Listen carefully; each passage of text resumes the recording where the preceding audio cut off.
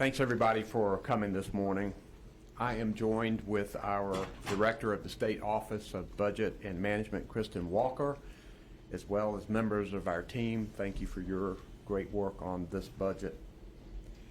As I've said before, once-in-a-generation opportunities require once-in-a-generation investments.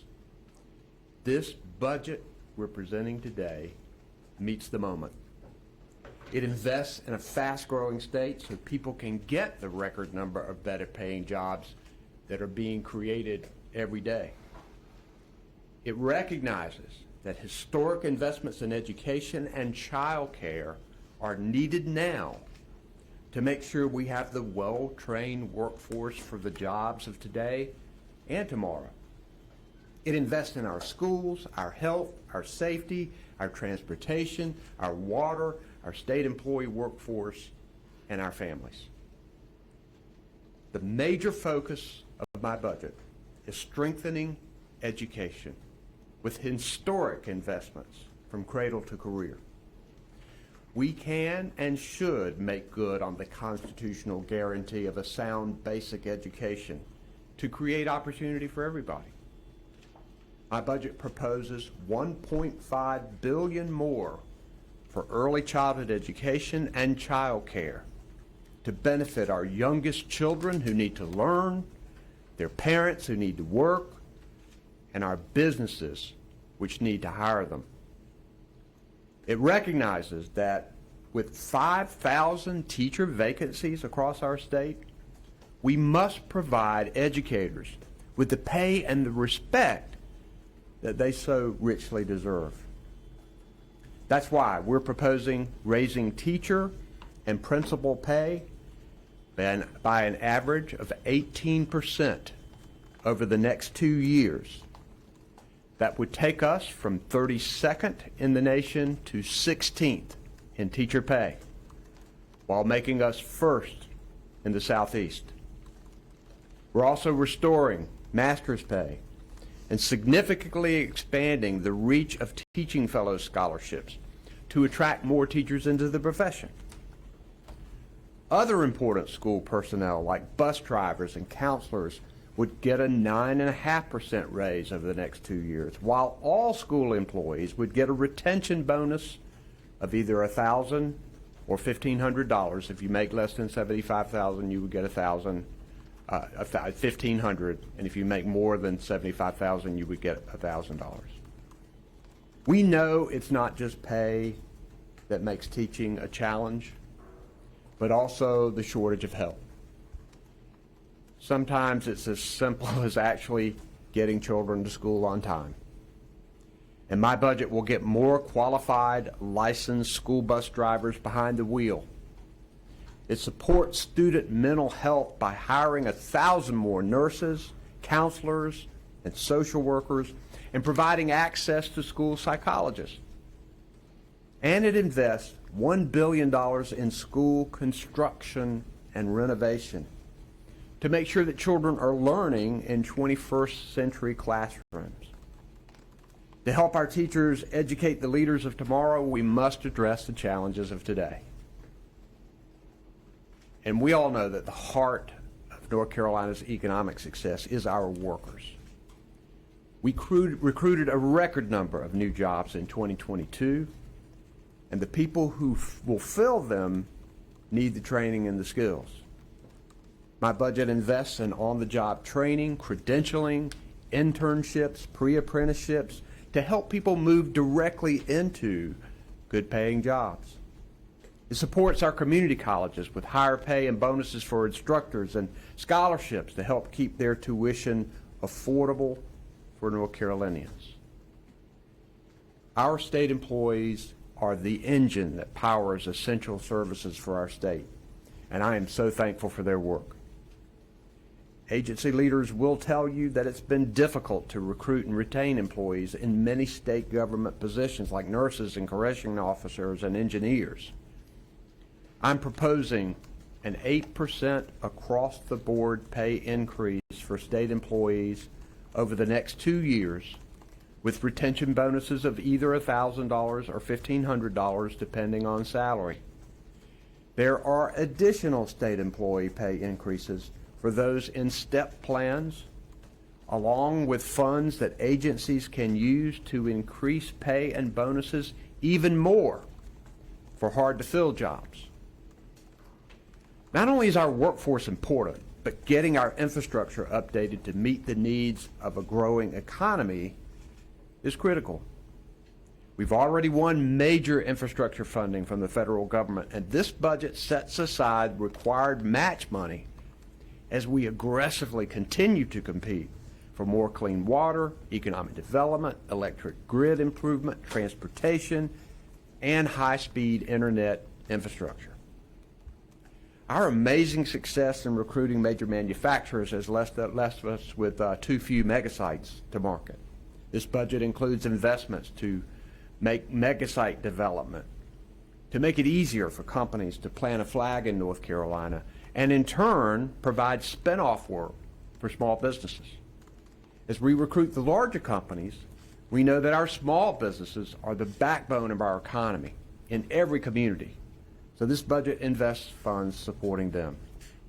I'm also proposing major investments in our innovation and clean energy economies to support the good-paying jobs of the future and today. While we expand our economy, we need to keep protecting our air and our water and our land to ensure healthy communities and the natural beauty of our state.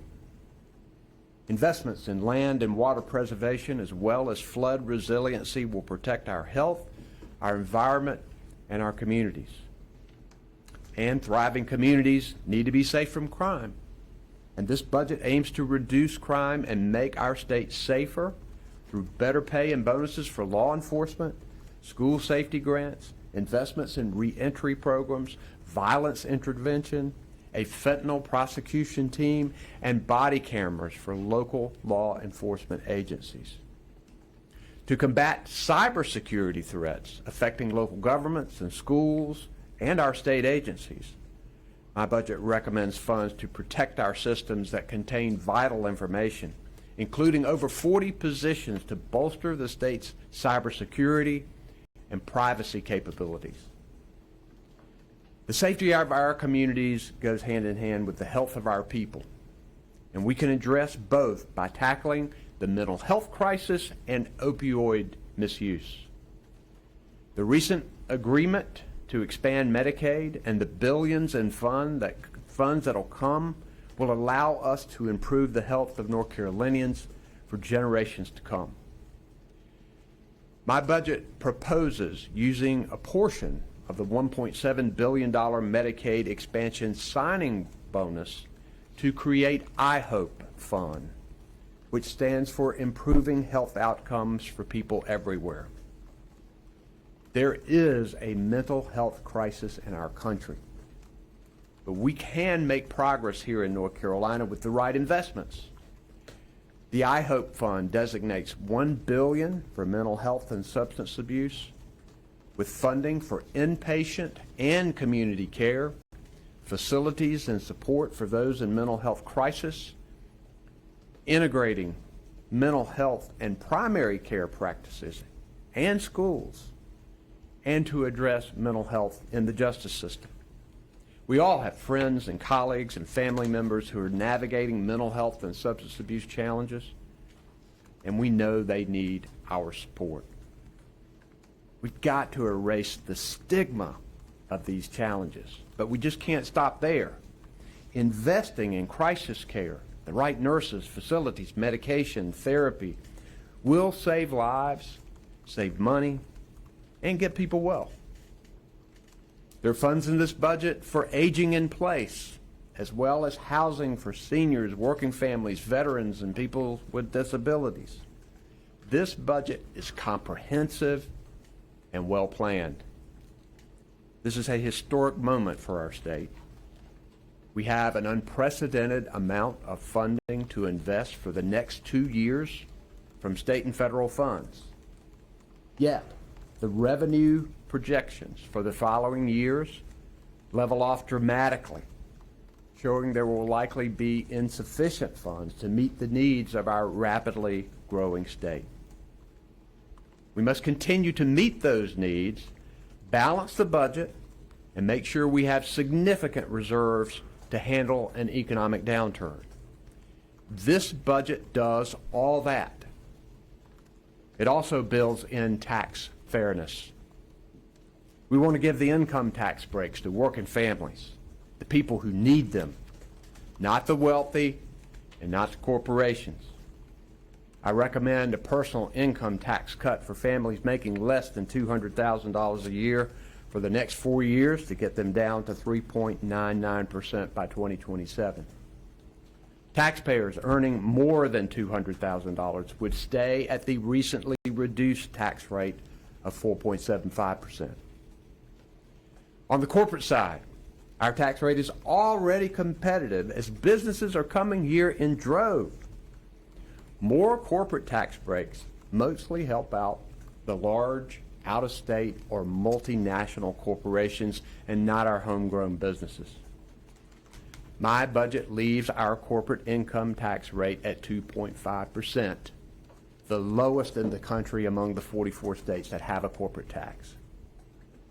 Giving even more tax breaks to big corporations and the wealthiest earners will stunt our growth, starve our schools, and keep our state from reaching its full potential.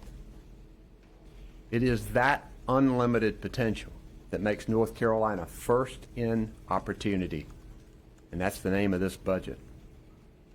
But we didn't get here by accident. It took a forward-looking vision and focused investments for us to succeed. With these historic investments now in our communities, in our people, and in our future, we can ensure that every North Carolinian has access to the exceptional opportunity to thrive. As tradition, I'm going to take a few questions here for you. Then Kristin Walker, our Chief Budget Officer, will come forth and explain this budget in a little more detail, but I'll take questions. Yes, Colin. The spending number that the legislature came out with was at a certain level a couple weeks ago. How does this budget compare, and do you think they're setting the limit on spending too low to fund the state's needs? Well, we need to make historic investments right now. So this budget is definitely more than the limit that they have set. You know how much more roughly is the percentage? Yes, there's an 18% increase in the first year and a 3.9% increase for the second year. Yes. Have you spoken with Speaker Moore or Senator Berger about your budget and theirs and where there are similarities and differences yet? So first, they don't have a budget yet. And secondly, we've talked about a lot of the issues that are involved in this budget, particularly Medicaid expansion and what we would do with that funding. But this would be the first time that they've seen this comprehensive budget that we're presenting. Yes, sir. What's the justification of having 18% raises over 2 years for teachers, but only 8% for state employees? I mean, 8% over 2 years still doesn't keep them up with the pace of inflation. So there will be additional funding for many state employees. We provided 3% for each state agency to use to increase salaries over and above that across the board, particularly for the hard-to-fill jobs, and they can provide funding for up to 50% of the employees who are there. In addition, we've given retention bonuses to these state employees, and other state employees who are in STEP plans on top of what we've talked about would be an additional 1.5% increase in their pay over and above the amounts that we just mentioned. But look, in our education system, historically, it's been underfunded. It's one of the reasons why we have 5,000 teacher vacancies. Ours is one of the greatest in the nation. We have to invest to make sure that our education funding is up to par. Yes. Going off of what Gary was saying, that I have that right, it's 9.5%. You mentioned bus drivers and counselors. I assume that's all the non-certified. That's right. Yep. Why not give them the 18% or those vacancy rates are also an issue? Well, where our problems lie right now is make sure we have enough quality teachers in the classroom. I think we've all come to the conclusion, we all have disagreements about what we need to do for education, but the thing we all seem to agree on, that public education will improve significantly in North Carolina if we have a good teacher in every classroom and a good principal in every school. And that's what this budget aims at. And also, I think we know the support staff is going to be important, so this provides more funding to try to make sure we get more bus drivers and counselors and nurses and all that support staff that teachers need. We got time for one Michael. more. Regarding the tax proposal, as far as the people making under 200,000, that would go to 3.99 no matter what, based on the budget from a couple of years ago. Did you consider going any lower than 3.99 for people under 200,000? I think it's important that we concentrate our tax cuts for the working families. And we also want to maintain the funding that we need to make the education, the investments in education that we need as well. That's all the time we got. Thanks, guys. I appreciate I it. had a question on Western North Carolina and Canton. I had a question on Western North Carolina and Canton. Sorry. I'm deeply concerned about the people in Canton. You will see a fund in this budget for people in Canton. We put an initial $5 million in there, but we've also structured it so that it can accept federal funds, private funds, additional funds that the legislature might put in place. And we are talking with the people there and working in a coordinated effort. I talked to the Congressman Edwards the other day. I've spoken with the mayor in Canton. We understand that this is a big blow to the people in Western North Carolina across the board, and we got to work to fix it. Thanks.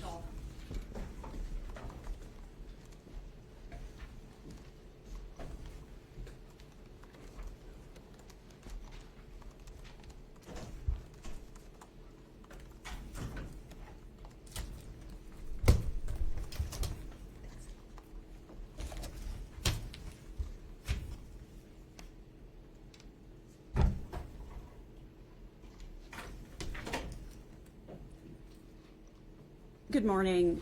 Thank you all for being here today. My name is Kristin Walker. I'm the State Budget Director. Also want to be sure to thank the Governor and his team, as well as my staff in the Office of State Budget and Management. We started working on this budget more than 6 months ago. And as the Governor mentioned, it's a comprehensive plan that takes a look at all of the issues facing our state. Today, I want to give you an overview of where we are today, about this historic moment in time that the Governor spoke of. I want to tell you about the guiding principles that were used to develop this budget, which leads to the priority investments that we've made in this budget.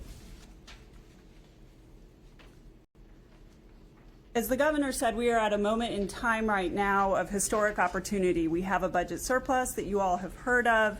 There's a great potential right now with federal funds. The federal government has been investing heavily in states.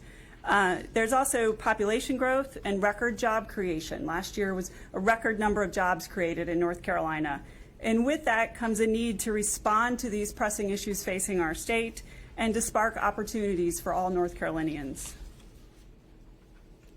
To set the stage for you with that population growth, we had the third largest population gain in the nation last year, 133,000 new North Carolinians. Almost all of those are people who moved here because they see this as a place of opportunity, because they hear about our job growth, because they want to move here and live here.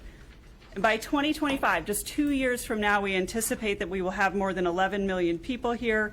As you know, we've gained almost 100,000 people each year over the last decade. The demographics of that population are changing. By 2029, 1 in 5 North Carolinians will be older than 65. And not long after that, the population over 65 will exceed our population under 18.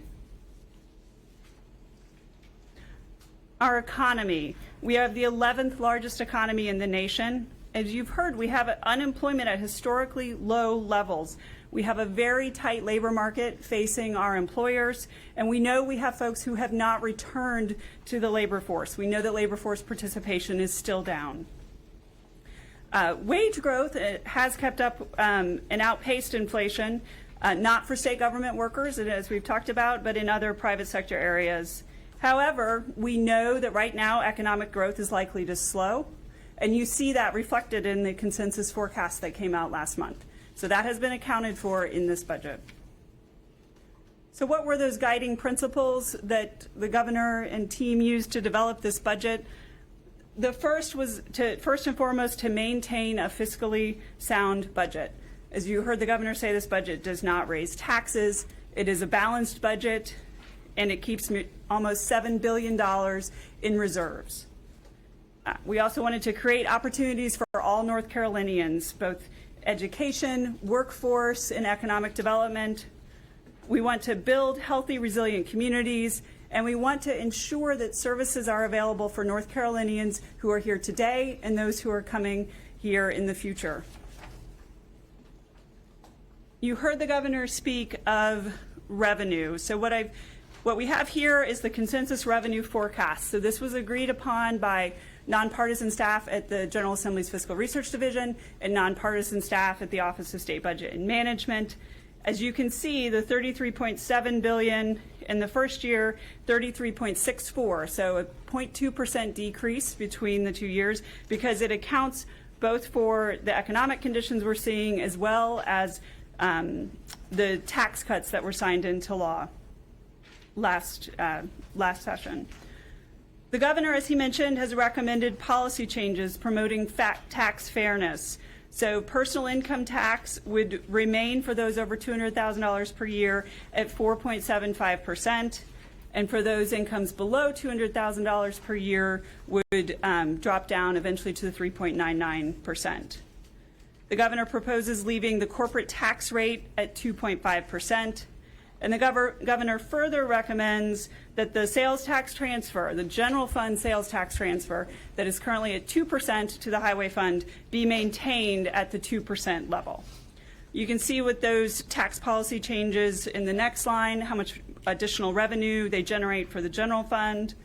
Additionally, there's some revenue that comes from PHP when you have Medicaid expansion. So that is recurring revenue. So you can see then on that bottom line the total recurring general fund revenues that this budget recommends. So where would those funds be invested? We always start with the base budget. So this is just last year's budget with non-recurring items removed. So you can see it's about $27.5 billion both years of the biennium.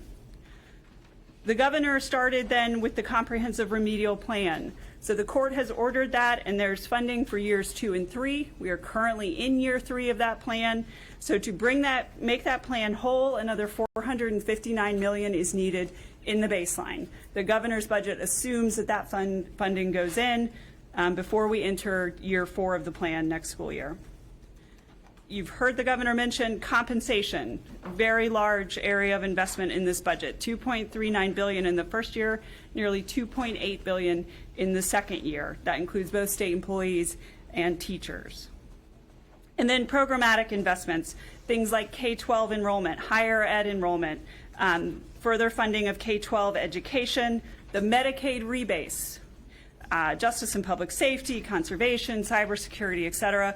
All of those add up to $2.69 billion in the first year and $3.4 billion in the second, to bring you to the total investments down at the bottom of a little under $33 billion in the first year and a little over $34 billion in the second. I want to stress that this budget maintains very high levels of reserve. So there's almost $6.8 billion in this budget unappropriated. So it's $4.25 billion in the savings reserve. $1 billion remains in the stabilization and inflation reserve. That's the full amount that the General Assembly put in that reserve last year. More than $500 million in the State Emergency Response and Disaster Relief Fund, and more than $700 million in the Medicaid contingency reserve, and the governor has added to that reserve in this budget to bring it to that level. So moving on to opportunities and looking specifically at education. This budget ensures a sound basic education. It fully funds years 2, 3, 4, and 5 of the comprehensive remedial plan. That is a total investment of almost $4.5 billion. It does all of that without raising taxes and keeping a balanced budget and keeping that funding in reserves. You can see the areas of the plan there. It invests in high-quality teachers. It invests in the finance system, as we call it. So those are your allotments, disadvantaged student funding, low-wealth school funding, limited English proficiency, et cetera. It provides for assistance and turnaround coaches for our public schools, and it invests heavily in early childhood learning, pre-K and early intervention. And there's also post-secondary and career alignment funding. On the next slide, you can see some of the examples. This is just illustrative of what that $4.5 billion will do, but it is a monumental shift in education. 1,000 new nurses, social workers, school counselors, school psychologists, 115 school psychologist internship positions, almost 1,700 new teaching fellows, almost 2,700 additional teaching assistants. It provides no-cost meals to almost 100,000 students. So students who are currently getting reduced lunch would receive free lunch under the comprehensive remedial plan. Provides early intervention services to more than 10,000 children and would expand pre-K, both increasing the rates to have more child care centers want to do NC pre-K, but also providing 5,000 more children with that opportunity. You heard the governor speak about teacher pay. There's $1.8 billion in this budget to recruit and retain high-quality educators. This budget would bring starting teacher salary in the second year to $46,000 a year. That moves us from 46th in the nation to 16th in starting teacher pay. We are currently near the bottom in the Southeast for teacher pay. We are second from last. It would move us second from the top for starting teacher pay. It would also bring teacher pay in line with what those college graduates are seeing in other professions. As the governor mentioned, there's minimum raise each year of 10%. It's 6% in the second year for an average raise of 18%. Restores master's pay, and it provides the $1,500 retention bonus for those making under $75K, which is most of our educators, as well as a $1,000 bonus for those making over $75,000. I would note that the state board voted unanimously a few weeks ago on a 10% teacher pay raise, and this matches that. Moving on to look at what the governor's budget does in the area of workforce and economic development. For workforce development, it's a multifaceted approach. So there's on-the-job training and credentialing taking place at community colleges, new investments of almost $40 million there. High demand and high need workforce development, more than $230 million. That's across the UNC system, as well as the community college system, as well as independent colleges. There's specific programs, they're named in your budget. A few are listed here, as well as flexible pools of funding for community college system, the UNC system, as well as the independents to allocate as needed in those high demand areas, be that allied health, computer science, construction and trade, wherever those needs are. And then there's hard to staff industry supports. So we've all heard of the difficulty faced with staffing skilled nursing facilities and personal care, as well as child care workers. So there's more than $215 million dedicated to supporting those industries and raising those pay rates.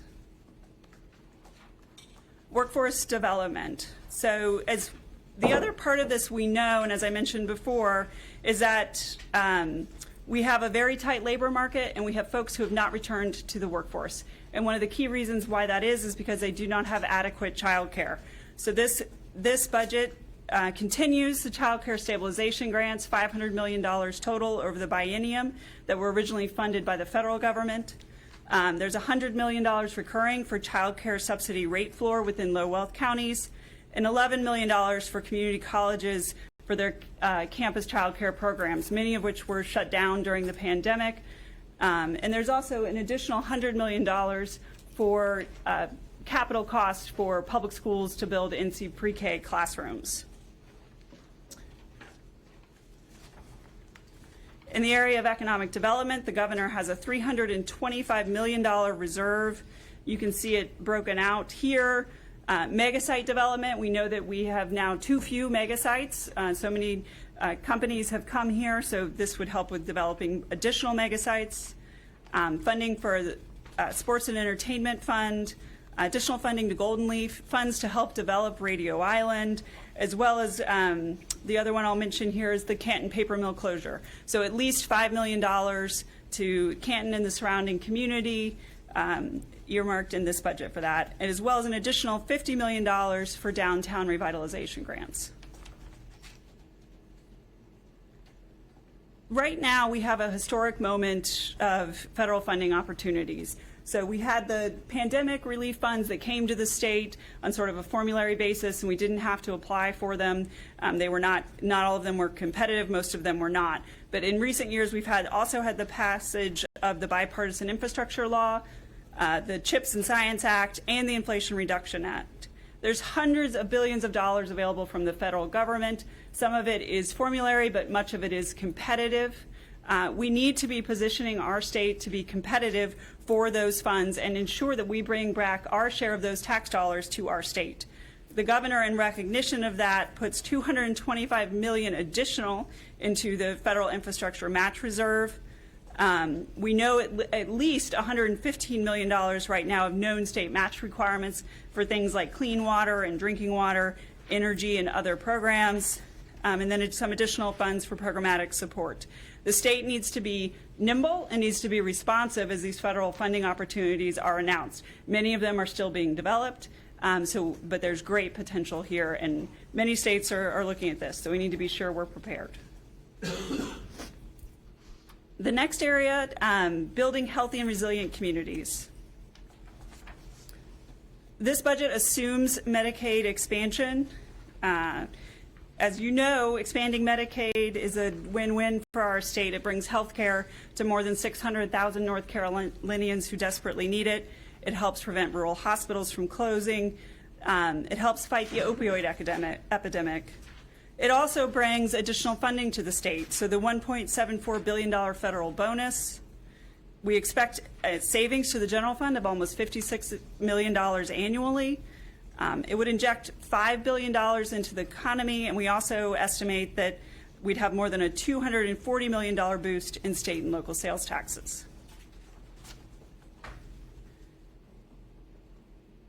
The governor recognizes the difficulties facing our state, both in health and mental health. There's more than $1.5 billion in this budget designated towards mental health services. You heard of the $1 billion earmarked from the Medicaid bonus payment to create the iHope Fund.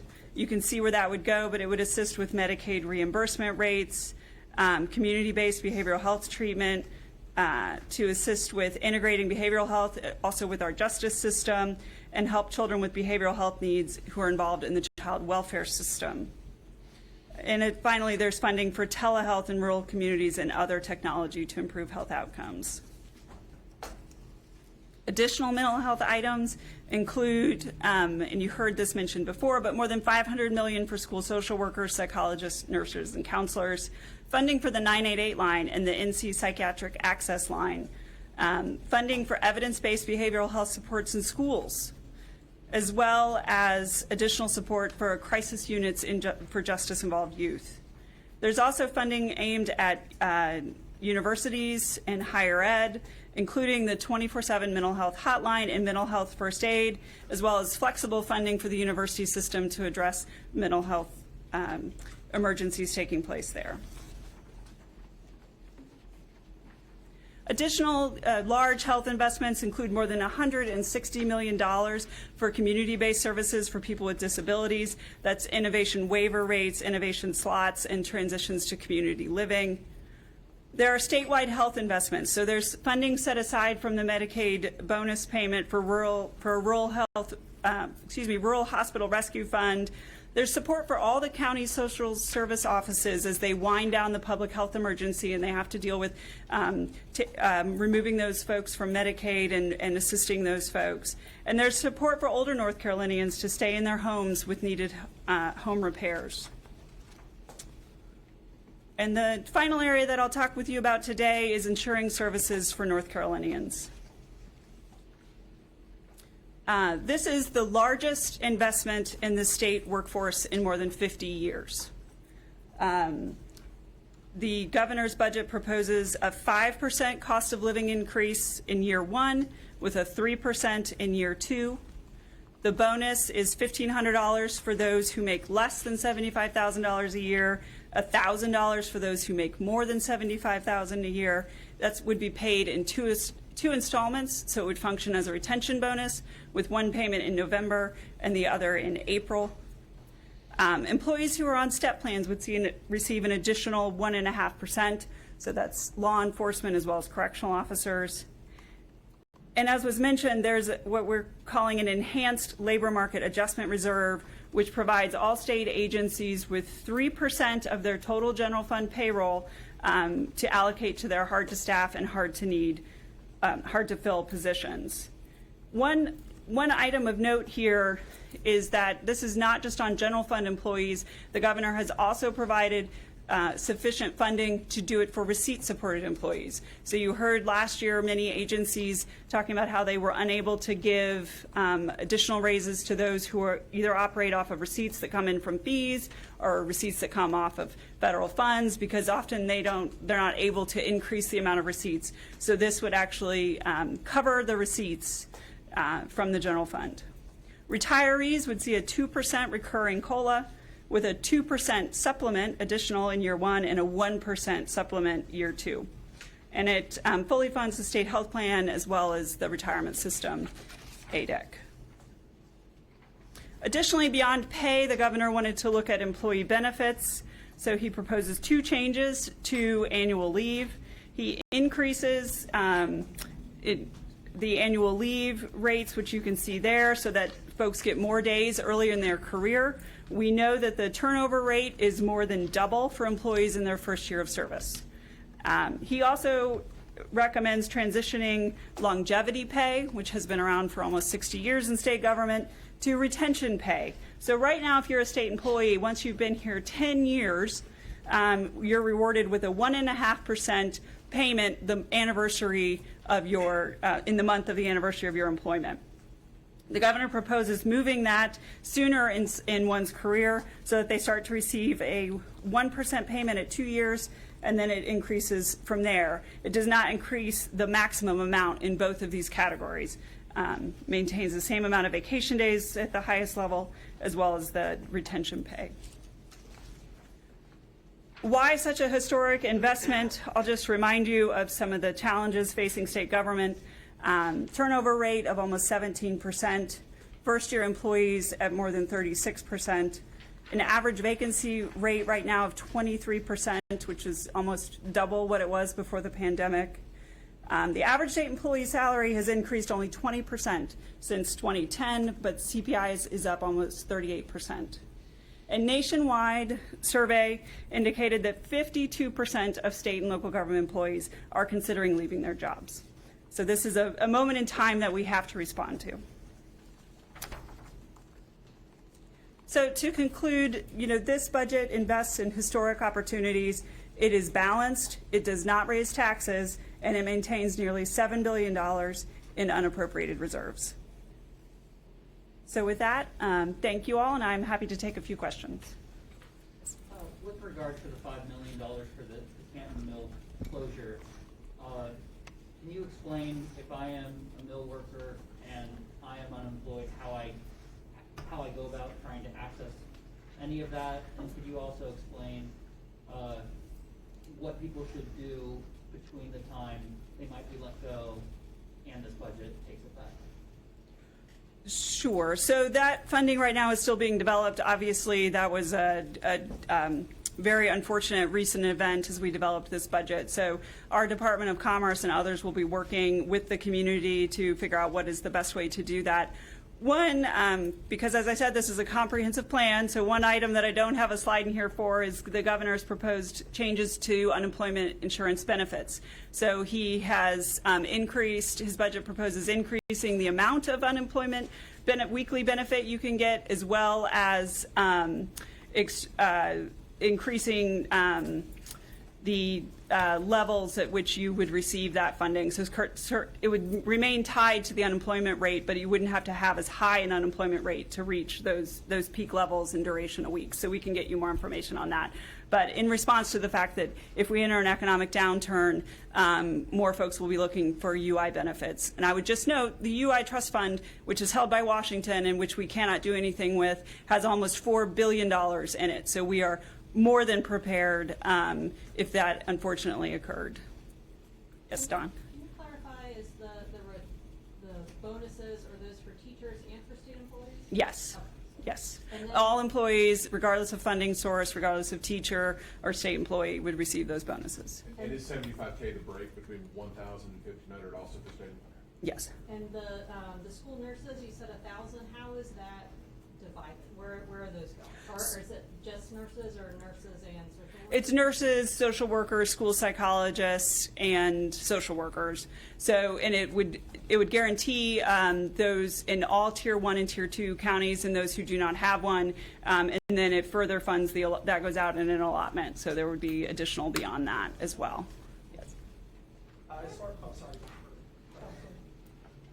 As far as the state employee raises go, does the budget specifically earmark higher raises for any specific harder to fill positions, or is that all left to the discretion of the agencies to decide, okay, these are the ones we're having the hardest time with, so we're gonna give them more? That's correct. It's left to the discretion of the agency heads who know the challenges they're facing better than anyone. Can I ask you about personal care services rates? What will that $250 million provide? What will the rates increase to? That is a very good question. I don't think I have it in my notes, but So, if we're talking about the personal care services rates in the state nursing facilities, it's going to be 50% of what the COVID rate. And what is that in dollars? Don't have it in front of me. yes. The mega site money, is there specific sites in mind, or is it yet to be identified, and how many mega sites are we down to currently? Yes, so the mega sites, there was a report on mega sites, or there is a report in the works on where those could potentially be located, but that funding would go to our Department of Commerce to work on in conjunction with EDP&C to determine the best locations and where to develop those. So TBD. Yes. So I'm trying to understand the structure of the Leandra investments. Yes. It looks like you have this baseline education investment that funds year 3 and brings us up to where we should be. Yes. And then throughout, you have line items kind of under that sound-basic education thing that has additional funding. And so that additional funding would be the funding for years 4 and 5. Yes. Throughout. Yep, you've got it exactly right. And it's found in 3 different places. It's found in the Department of Public Instruction, Department of Health and Human Services, as well as at the UNC system. Thank you. Yes. Lisa. Again, this $50 million in the Rural Hospital Rescue Fund, like how is that going to be distributed? Is that going to be hospitals are going to be applying for it if they're at risk? Like is this going to be competitive grants? How's that going to work? So that funding would go to the Department of Health and Human Services to determine the best way to distribute that funding. And that's the same thing for child care stabilization grants, like it'll just go to DCE and they'll be saying, So there was over $800 million from the federal government for child care stabilization grants, and they've expended, I want to say, $600 million of that. So it would continue in that same method that they've been using to distribute the federal funding. $200 million, that doesn't come from any new sources, that's still like COVID money that's being spent. So the money in the budget this year for the child care stabilization grants actually comes from the savings reserve. So the governor takes out $500 million from the savings reserve, which, as I mentioned, is already overfunded based on our calculation set in statute. So it maintains the savings reserve at a level higher than what is needed, but takes $500 million and invests it back in people in child care. Yes. The Best NC Business Group recommended last week, or that the state consider revising the teacher pay schedule to front-load it, increase teachers' long-term earning potential. From what I can tell, looking at the budget book, that's not really what's being done here. Can you address that? Yes, so the governor's budget looks specifically at getting the starting teacher salary up to $46,000 and also looks to eliminate some of the plateaus that exist under the current teacher salary schedule. So all of the steps receive an increase of at least 10% in the first year and at least 6% in the second year, and it brings us up to that $46,000 beginning teacher salary mark. But it's not a problem. No, and we can share with you the pay plan, the steps. And I think it's actually in the front of the book. Gary. On this, Kristin. Does the budget contain the licensing pilot that the Board of Education is talking about? Yes, it does. I think that's in the, well, not exactly specifically. I'd have to, let me get back to you on that one. Sure. Let me pull it up and look. So going back to that, $500 million that comes out of the savings reserve, so you've got $200,000 for the child care stabilization grants. Where else does that money go? There's another $300,000. $300 million in the second year of the biennium for the child care stabilization grants. Yes. Travis. Take your review. The governor said $1.5 billion more for early childhood education. I just want to make sure that is not inclusive of any K-12. That's correct. Okay, so That's a correct. separate figure. And then the $500 million child care stabilization grants, is that over 2 years? Yes, so it's $200 million in the first year and $300 million in the second. Okay, why 300 in the second as opposed to the first? And I mean, does that go away with the federal government if Congress approves more grants? That would be a wonderful problem to have if Congress approved more grants. It's more in the first year because we have not spent all of the $800 million that we got during from the pandemic. So of the $800 million, we still have some of that funding available. Okay. And then if you don't mind, is there anything, the governor very briefly mentioned housing in the past. There's been a program to help veterans, teachers, maybe first responders, can't remember, buy a house with a fund where basically the government, I think, is helping pay down payments. I maybe misremember. Is that in here? Is there anything for housing? There is $160 million for housing. There is not the down payment assistance funding. It's in the Housing Finance Agency, and I'm trying to find the page for you. So on page 93, you can see where the governor would invest that $160 million for housing. So $50 million to the Housing Trust Fund, as well as $50 million specifically for workforce housing supports. So that gets at folks earning between 60 and 120% of area median income. Additional funding to the workforce housing loan program, and then $25 million specifically for senior affordable housing. And then, forgive me, I was kind of trying to file. Does the administration consider this budget to be a full funding of Leandra? Yes. Thank you. Mm-hmm. Any other questions? I'm interested in better understanding how the raises for teachers are distributed. I got Alex's question, distributed within the steps. Mm-hmm. I mean, it sounds like that's something I need to read, and then y'all may need to clarify. Is it Just in doing here? it right now. Is the step schedule in here? It's in the Believe front. it's in the front. What, gift pay? Yes.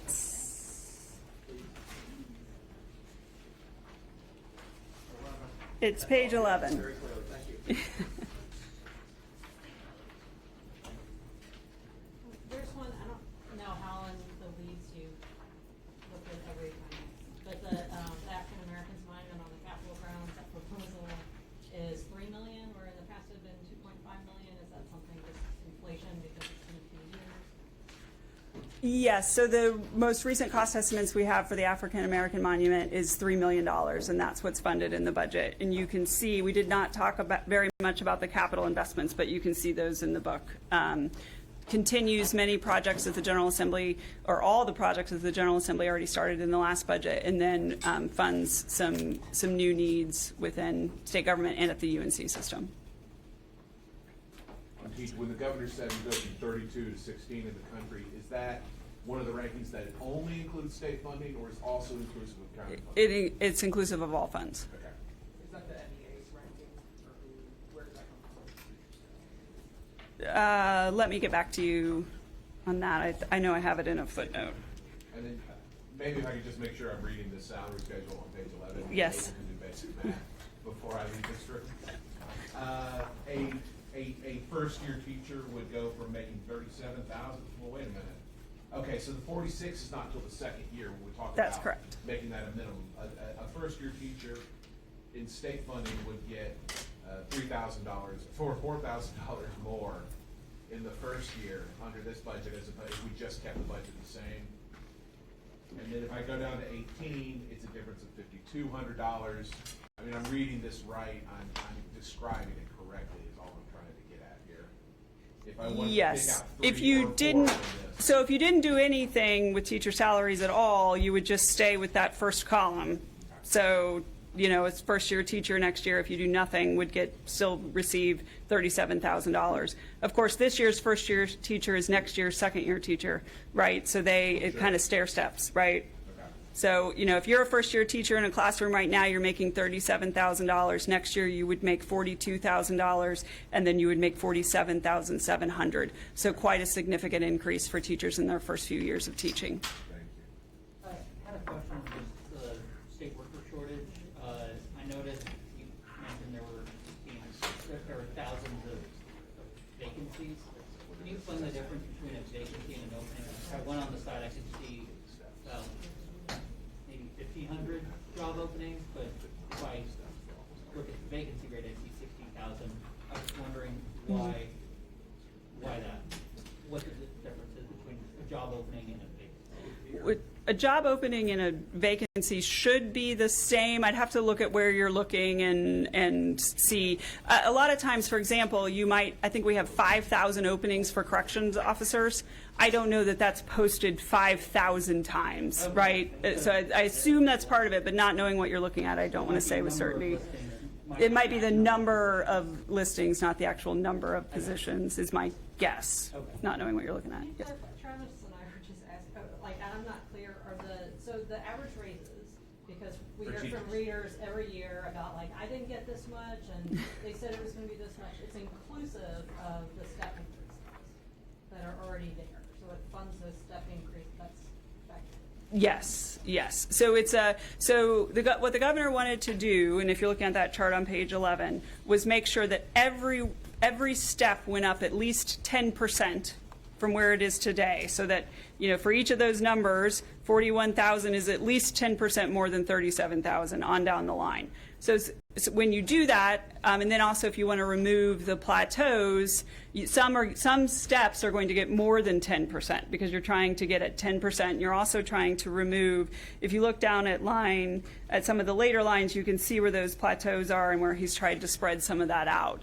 And then in the second year, it's 6% at least. And so just the way it is on a step scale means that we all have to do a little bit higher order math than we might want to have to do. So always at least 10% every step the first year, and at least 6%.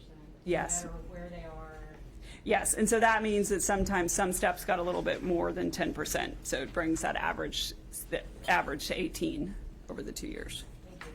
I'll shoot an email as well, but I just was looking at it. It's job opportunities as of now is 1,436, and on the website it says more than 1,400 available job opportunities across the state.